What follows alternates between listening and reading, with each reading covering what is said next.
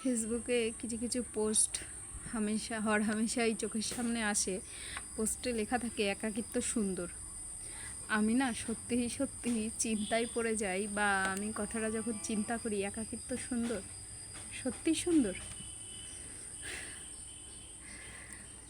একটা মানুষ, মানে আমি আমাকে দিয়েই বলছি, আমার মতো একটা মানুষ যে সারাদিন ফোনে ডুবিয়ে রেখে দিলাম, সারাদিন ফোনের মধ্যেই ব্যস্ত থাকলাম, ফেসবুক হোয়াটসঅ্যাপ এই করে আমার সারাটা দিন কেটে গেল। আমার ব্যক্তি স্বাধীনতায় কেউ হস্তক্ষেপ করলো না, আমার কোনোভাবে কেউ ডিস্টার্ব করলো না, মানে ডাকলো না, কিছু বললো না যে এটা কর ওটা কর বা এটা খা, এরকম হয়তো কেউ বললো না। আমি নিজের স্বেচ্ছা স্বাধীনতায় চলে তারপরে লাস্টে একটা ফেসবুকে পোস্ট দিলাম একাকিত্ব সুন্দর। এটা মনে হয় সত্যিই একাকিত্ব নয়। কারণ আমি যতই একা থাকি আমার হাতে তো একটা বিনোদন আছে, মানে আমি মোবাইল ফোনের কথা বলছি আর কি। মোবাইল ফোন আজকালকার দিনে বিনোদনের মতোই কাজ করে, বিনোদনই। কিন্তু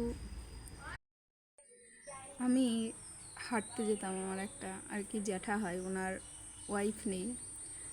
উনি বলতে গেলে আমি যেদিন না যেতাম উনি রীতিমতো হাঁসফাঁস করতেন নিজের মনের কথাগুলো বলার জন্য, শুধুমাত্র একটু কথা বলার জন্য। তার ছেলে বৌমা নাতি নাতনি সবাই আছে, কিন্তু উনি কথা বলার মতো মানুষ পান না। আমার মনে হয় একাকিত্ব ততক্ষণই সুন্দর যতক্ষণ না সেটা আমার ব্যক্তি স্বাধীনতায় হস্তক্ষেপ করছে। আমি সারাদিন একটা ঘরের মধ্যে কাটাবো, যখন আমার কাছে কোনো বিনোদন থাকবে না, আমার কাছে কোনো আসবাবপত্র, ঘরে একটা আসবাবপত্রও থাকবে না, তখন বোঝা যাবে একাকিত্ব কতটা সুন্দর। এরকমভাবে অন্তত একটা দিন কাটিয়ে দেখুন একাকিত্ব কতটা সুন্দর। কারণ আমাদের প্রকৃতি আমাদের একা থাকতে দেয় না। যদি একাকিত্বকে সুন্দর বলতেই হয় সেইভাবে বলতে হবে। আপনাদের কী মত? কমেন্ট